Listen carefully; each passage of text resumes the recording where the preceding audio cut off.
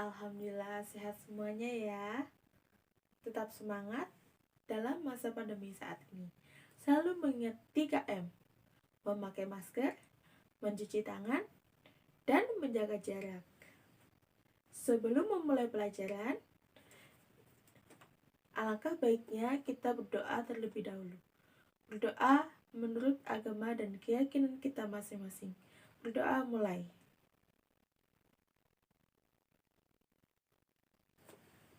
Berdoa selesai. Sebelum itu, ibu akan mengabsensi terlebih dahulu. Anissa, Putri, Dewi, Yanda, Diki, Nata, Wildan, Santi, Intan, Nana, Farel, Iqbal, Muhammad, Nindi, Keisha, Zain Malik. Iya, semuanya sudah hadir ya. Anak-anak, semuanya bersikap tegak. Mari kita menyanyikan lagu Rayuan Pulau Kelapa bersama-sama. 1, 2, 3.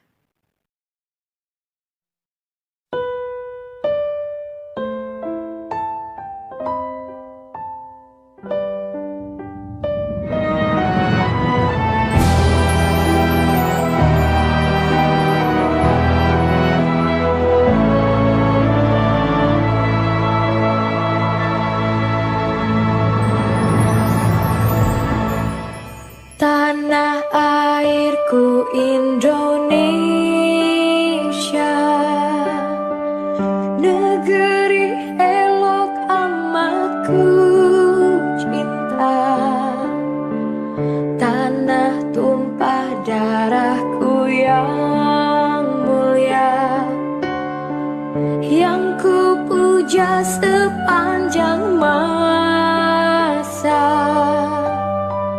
Tanah airku aman dan makmur, Pulau Kelapa nan amat subur, pulau melati pujaan bangsa sejak dulu kala.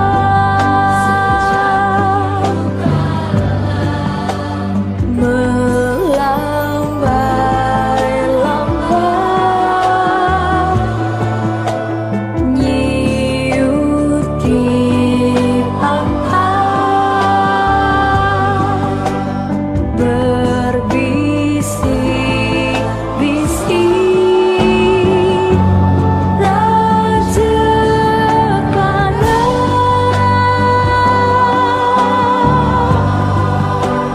Memuja pulau nan indah emas, tanah airku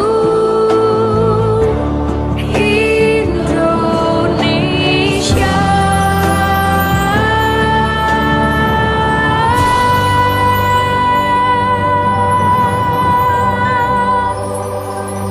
Pada pertemuan kali ini, kita masuk di tema 2, perubahan dalam perbedaan.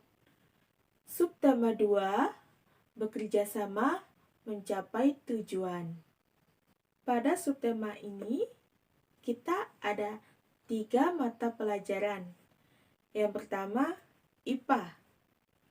Kompetensi dasarnya 3.1, menganalisis cara makhluk hidup untuk menyesuaikan diri dengan lingkungan.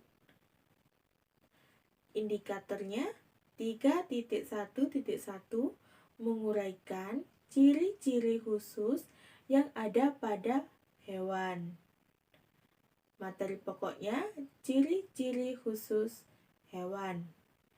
Yang kedua, bahasa Indonesia. Kompetensi dasarnya 3.1 menyimpulkan informasi berdasarkan teks laporan hasil pengamatan yang didengar dan dibaca. Indikatornya 3.1.1 menentukan ide pokok. Materi pokoknya ide pokok.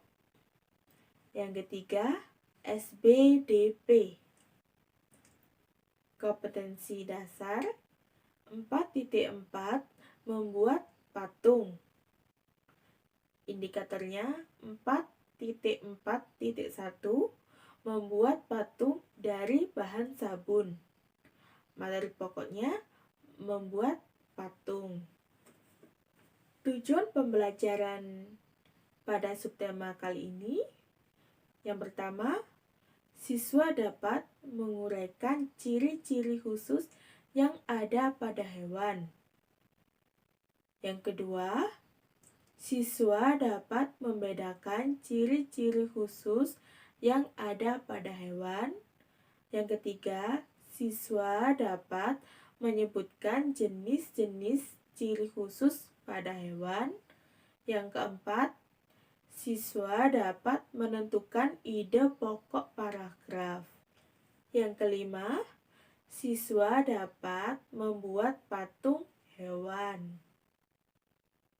Anak-anak, apakah kalian masih mengingat materi sebelumnya pada subtema 1? Alhamdulillah, semuanya masih mengingat ya. Yang pertama, Ibu akan menjelaskan ciri-ciri khusus pada hewan. Di sini ada cicak. Ciri khusus yang dimiliki cicak. Yang pertama, cicak memiliki telapak kaki dengan sistem perekat. Cicak mempunyai lidah yang panjang dan lengket. Yang ketiga, kemampuan cicak untuk memutuskan ekornya merupakan teknik bertahan hidup dengan cara mengorbankan salah satu bagian tubuh yang bisa disebut dengan autotomi. Ya, betul. Selanjutnya ada bunglon. Ciri khusus yang dimiliki bunglon apa saja?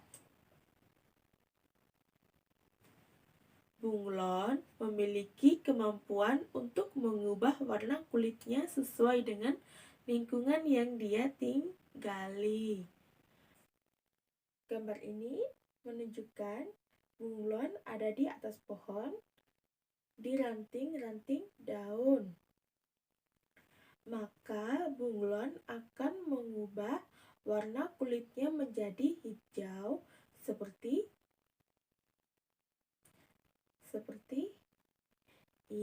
daun. Jika bunglon ada di tanah, maka bunglon akan merubah warna menjadi bunglon akan menyesuaikannya dengan tanah. Tujuan perubahan warna kulit yang dimiliki bunglon adalah untuk melindungi dirinya dari serangan musuh. Kemampuan bunglon untuk mengubah warna kulitnya sesuai dengan tempat tinggal dia singgahi disebut dengan mimikri.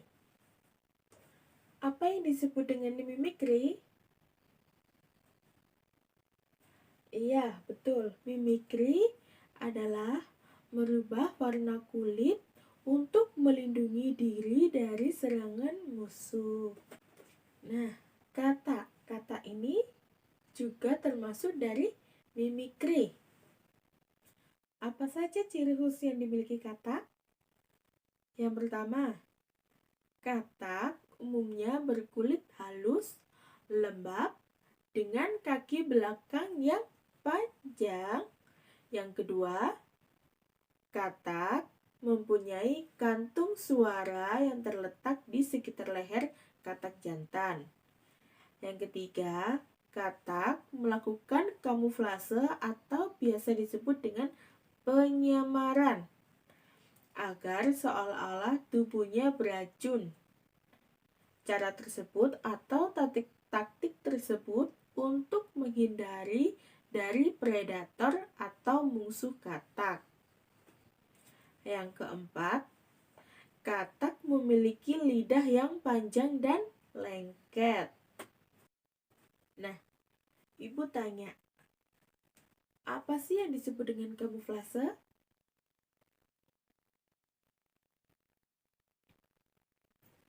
Kamuflase adalah kemampuan dalam menyamarkan diri sehingga pemangsa tertipu atau terkecoh. Ada banyak spesies hewan dengan kemampuan kamuflase. Biasanya, satu spesies memiliki kamuflase yang sama. Selain dari faktor gen, spesies tersebut hidup pada lingkungan yang sama dan kebutuhan hidup yang sama, sehingga kamuflase yang sesuai dengan spesies tersebut pasti memiliki prioritas. Contohnya, apa tadi? Ada katak. Nah, ini contoh kamuflase yang kedua. Ada apa? Ada burung hantu. Nah, di sini ada gambar apa itu? Siapa yang bisa melihat? Ya, betul. Di sini ada burung hantu yang sedang menyamarkan diri. Ciri khusus yang dimiliki burung hantu antara lain leher yang bisa berputar. Ajaib dan unik, leher burung hantu bisa berputar 135 derajat, baik itu ke kiri atau ke kanan. Meskipun begitu, leher si burung hantu tidak akan patah. Indera pendengaran yang super, telinga yang sistematis dan jauh dari kepala memungkinkan burung hantu dapat mendengarkan lebih baik dari hewan terbang lainnya. Selanjutnya, bentuk wajah yang unik. Bentuk wajah adalah salah satu yang paling mencolok, tampak seperti memakai topeng, sehingga menyamarkan dan memang banyak yang takut dengan spesies burung hantu ini. Selanjutnya, bentuk paruh. Bentuk paruh yang dimiliki burung hantu sangat tajam dan membengkok ke arah bawah. Hal itu memudahkan burung hantu untuk menangkap dan memakan mangsa. Selanjutnya, mode terbang yang lembut. Saat terbang, kepakan sayap lebar burung hantu terdengar sangat lembut. Padahal sayap yang dimiliki lebih panjang dari tubuhnya. Ini karena unggas malam tersebut mempunyai bulu yang khusus dan sangat lembut, jadi bisa meredam suara. Burung hantu mempunyai kemampuan berkamuflase. Bukan hanya bunglon yang bisa berkamuflase. Burung hantu juga bisa berkamuflase. Kamuflase ini bertujuan untuk melindungi diri dari ancaman musuh. Burung hantu juga mempunyai suara yang bising dan mengganggu. Selanjutnya ada Kura-kura. Ciri khusus yang dimiliki kura-kura, yang pertama, ada kura-kura memiliki cangkang yang disebut dengan karapas. Tujuan cangkang tersebut yaitu untuk menghindari mangsa atau pengganggu. Kura-kura mampu masuk ke dalam cangkangnya. Lehernya dapat memanjang dan memendek. Dada dan tulang panggul berada di dalam cangkang. Kura-kura juga memiliki cakar. Anak-anak, apakah kalian pernah melihat kura-kura? Pasti semuanya sudah pernah melihat ya. Jika kalian lihat, kura-kura saat berjalan akan melambat. Itu juga termasuk dari ciri khusus kura-kura.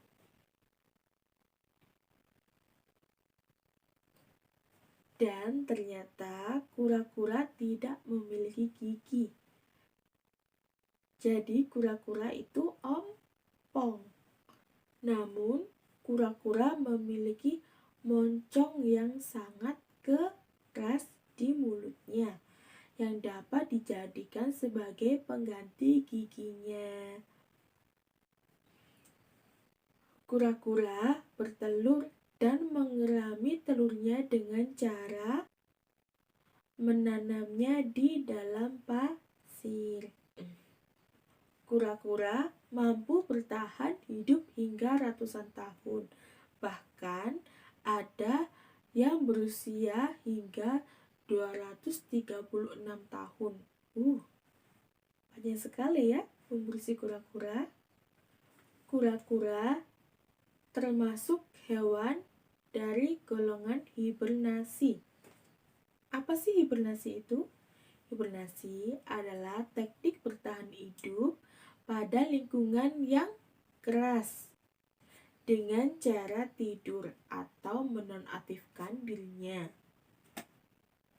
Hibernasi bisa berlangsung lama secara berbulan-bulan, seperti beruang pada musim dingin. Binatang yang tergolong dari hibernasi tersebut akan kembali aktif atau terbangun setelah masa sulit telah terlewati. Selanjutnya ada kelelawar. Apa saja sih ciri khusus yang dimiliki kelelawar? Ciri khusus yang dimiliki kelelawar yaitu ada kelelawar mampu mengeluarkan dan menangkap gelombang ultrasonik. Apa yang dimaksud dengan gelombang ultrasonik? Gelombang ultrasonik adalah bunyi yang memiliki frekuensi sangat tinggi. Hewan kelelawar termasuk hewan mamalia yang dapat terbang. Fungsinya apa? Untuk memudahkan kelelawar mencari mangsanya. Selanjutnya, kelelawar memiliki indera pembau yang sangat tajam. Fungsinya untuk mengenali mangsanya dengan mudah. Hewan kelelawar termasuk dari golongan estivasi. Apa pengertian dari estivasi? Estivasi adalah menonaktifkan diri pada saat kondisi lingkungan yang tidak bersahabat. Bedanya dengan hibernasi adalah estivasi dilakukan pada musim panas dengan suhu udara yang panas dan kering. Contohnya seperti apa tadi? Hewan kelelawar dan juga ada tupai. Dari penjelasan Ibu tadi mengenai materi ciri-ciri khusus pada hewan, apakah ada yang ditanyakan? Jika ada yang ditanyakan, silakan hubungi Ibu langsung atau bisa dengan tuliskan di kolom komentar di bawah ini. Dan anak-anak silakan buka LKPD yang telah Ibu kirimkan di grup. Ya, buka. Di situ ada LKPD 1. Ada kegiatan membuat mind mapping. Setelah Ibu menjelaskan tadi, anak-anak silakan membuat mind mapping. Mind mapping dibuat di kertas HVS. Buatlah sekreatif mungkin. Selanjutnya, kita masuk di mata pelajaran kedua. Mata pelajaran Bahasa Indonesia. Materinya menentukan ide pokok bacaan. Di sini, Ibu memberikan contoh bacaan. Bacaannya juga Ibu bagikan di grup WhatsApp. Silakan anak-anak membaca bacaan tersebut. Ibu kasih waktu 2 menit. Nah, di sini kita akan membahas ide pokok pada setiap paragraf dari teks yang berjudul Ayam Petelur adalah apa saja? Dari paragraf pertama, ide pokoknya apa? Pengertian ayam petelur. Yang kedua, jenis ayam petelur yang bisa dibudidayakan. Untuk tugas mata pelajaran ini, silakan buka LKPD kedua. Tujuannya, siswa mampu menentukan ide pokok dalam bacaan. Petunjuknya, bacalah teks bacaan dengan benar sebelum kalian mengerjakan pertanyaan. Bacalah setiap pertanyaan dengan seksama. Di LKPD kedua ini, Ibu memberikan teks informasi bacaan. Di situ akan membahas tentang hewan gajah. Jika ada yang ditanyakan, silakan ditanyakan. Jika ada yang kesulitan mengerjakannya, silakan hubungi Ibu. Nah, selanjutnya kita masuk di mata pelajaran ketiga. Mata pelajaran SBDP. Materinya membuat patung. Nah, di sini Ibu tanya, apa sih yang disebut dengan patung? Iya, benar. Patung merupakan salah satu bentuk karya seni 3 dimensi. Orang yang membuat patung disebut sebagai pematung. Umumnya patung dibuat dari batu, semen, dan kayu. Oleh karena itu, karya seni patung merupakan karya seni yang dapat bertahan lama dan mampu bertahan dari cuaca panas dan hujan. Akan tetapi, patung tidak hanya dapat dibuat atau dipahat dari bahan-bahan yang keras.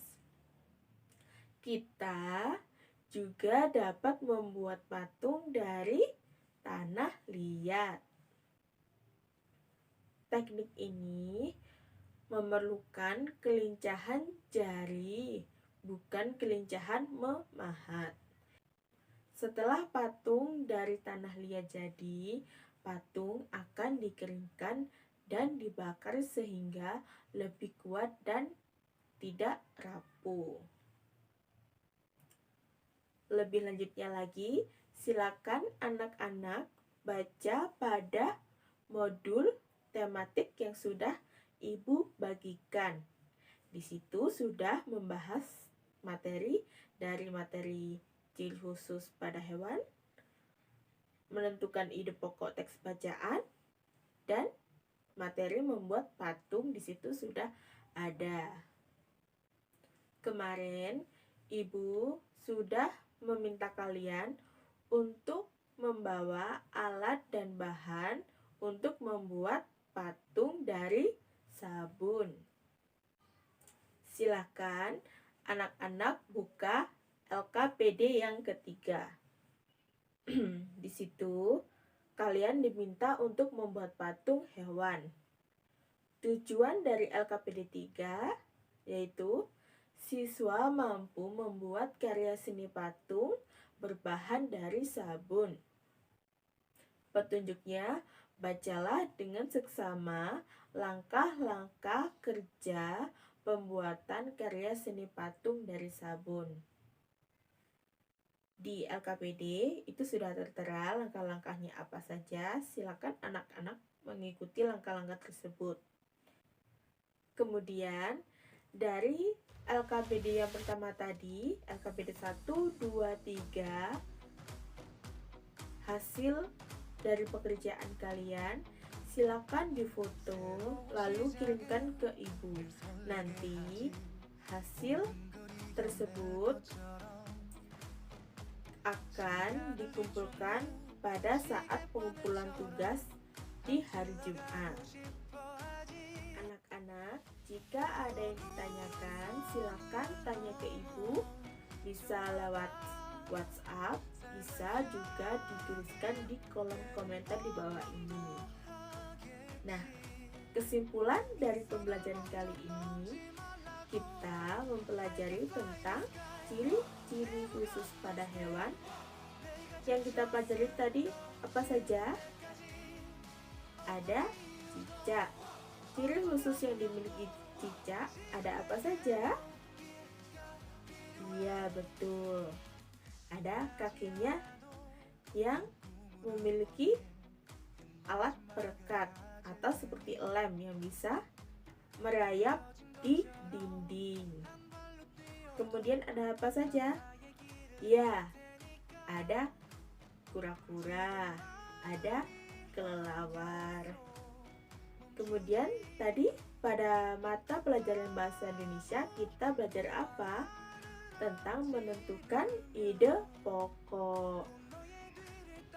Kemudian pada mata pelajaran yang ketiga, SPDB, kita mempelajari tentang membuat patung.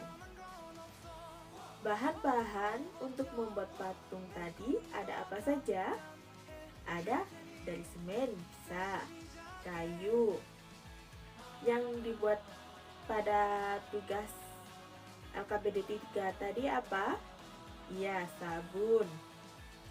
Terus ada apa saja tadi? Ada? Iya, dari bubur kertas. Iya, kamu sudah membaca modul ya? Bagus. Nah, itu tadi kesimpulan dari pembelajaran hari ini. Sebelum menutup akhir pertemuan kali ini, Ibu meminta kalian untuk mengerjakan latihan soal evaluasi yang ada di modul. Baik, sebelum mengakhiri pembelajaran kali ini, mari kita berdoa menurut agama dan keyakinan kita masing-masing. Berdoa mulai.